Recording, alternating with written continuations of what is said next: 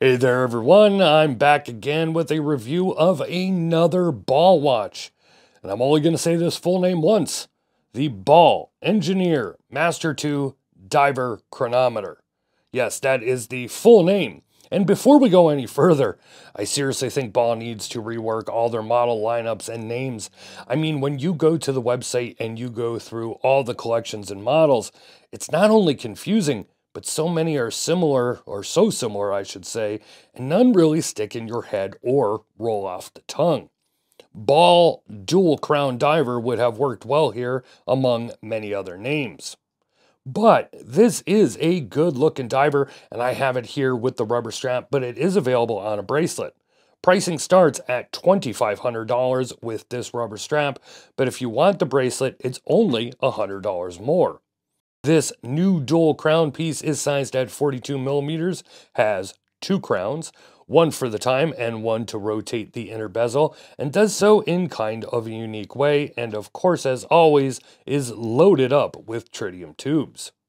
Now, this watch does follow a lot of the basic formula for most ball watches, at least the ones I have reviewed, and you will get a choice of two colors, blue dial or black dial, with either your standard tritium tubes or rainbow tritium.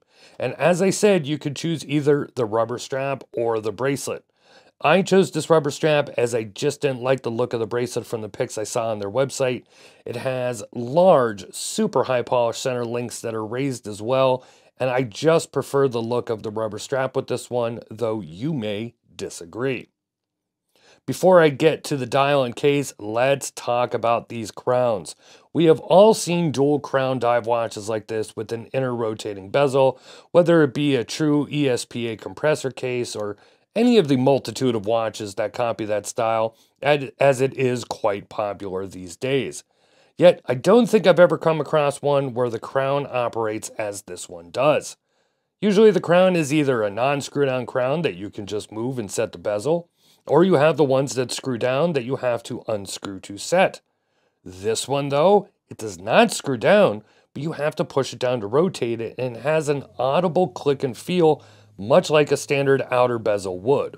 Ball tells me this inner bezel crown can also be operated underwater. Now, I'm never going to dive with it or have a chance to really check that out, but it's still cool nonetheless. This dial, due to the high level of sunray finish, it looks more charcoal gray than black, but I don't mind that. It's a beautiful dial for sure. But, yes, we have another Cyclops over the date. I get it. A lot of people like these. I'm just not one of them. Of course, you can remove them. There are tutorials online, or a good watch repair guy should be able to do it. But I just don't care for them, and I probably never will. It also collects a lot of lint dust around the edges of the date magnifier that I found myself constantly attempting to wipe off when I was wearing it. And for me, more importantly, when doing photography and this video, I'm doing alcohol. I'm not drinking alcohol while I'm recording, although you probably would never know. But yes, alcohol, microfiber cloth, soft brushes, and compressed air were all used, and it still would not remove it all. It's just a dust magnet. Speaking of wiping things off, this is a very, very high polished watch, which I find weird for a watch that is supposed to be a true dive watch with 300 meters water resistance, the bezel crown setup, and of course all the tritium tubes. It's just, these case sides are all high polished, as is the outer bezel area and the crowns. Again, some may love this, but I would prefer more of a matte finish on a piece such as this. One thing I do love, though, is that stamped case back, some cool looking artwork with the dive helmet and the seahorses, and no sign of the movement. Though this is a good movement, it's a Chronometer certified ETA 2892-A2, or whatever caliber Ball named it, because they added what I assume is a special rotor, but Ball is far from the only company that lists their movements as their own caliber when they are not. But it is COSC here, which Ball does with a lot of their watches, and I have timed this one to be running 4 seconds fast a day over a week, which is right in line with COSC specs. 42 millimeters is a great size for this piece. Nice to see that Ball watches has not yet started to go the way of, 40 millimeter and under watches, at least not for their dive watch models such as this. And on my 7.5-inch wrist, or 19.05 centimeters for those in the rest of the world, this fits pretty damn well. And the rubber strap, though pretty plain and kind of slightly generic, it does feel good on the wrist, and you do get the custom ball buckle, so at least it is not a cheap thumbnail buckle that some brands still try and use on a $2,500 watch. This strap is a little short though, just a little bit of tongue left over as you can see, so if you have a larger wrist than mine, this strap may not work for you. Oh, and this strap, it smells like a stale vanilla cupcake. Tritium tubes are present, obviously, but as I have talked about anytime I review a watch with tritium, tritium glows best in the dark. And filming in the dark isn't great, as cameras like light. Most brands and photographers will use Photoshop and focus stacking to show a tritium watch all lit up with the tubes glowing. I show it here best I can on video, and when I hit it with the UV light, you can see what it would look like in full complete darkness.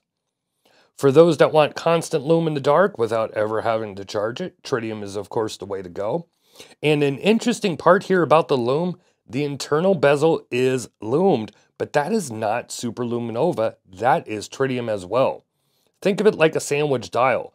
There is a large circular piece of tritium under the bezel, and the numbers and indices are cut out, so you will get tritium lume all around in the dark with this piece.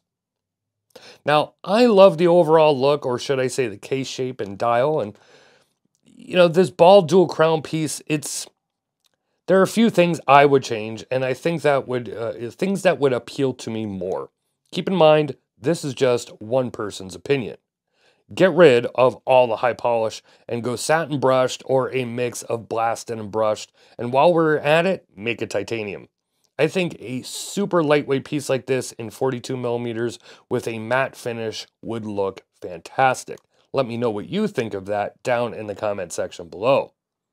Get rid of the Cyclops, date magnifier, whatever you want to call it, or offer it without as an option. I think Ball would be surprised how many would choose no Cyclops if given the chance. That said, if you like it as is, the build quality is of course here, and while not in-house or heavily modified, you still get a good solid movement that is COSC, and the pricing doesn't feel too high to me for what they are offering. Alright, that's all for this one. As usual, if you want to see more, head to the description for the links to the Ball website, a written article on watchreport.com, and much more. And hey, if you don't want to miss any of our reviews, hit that like, hit the subscribe button, hit notifications as well. You won't be disappointed. A lot of great watches coming up. This is Don Evans from Watch Report. Thank you for watching, and I will see you next time.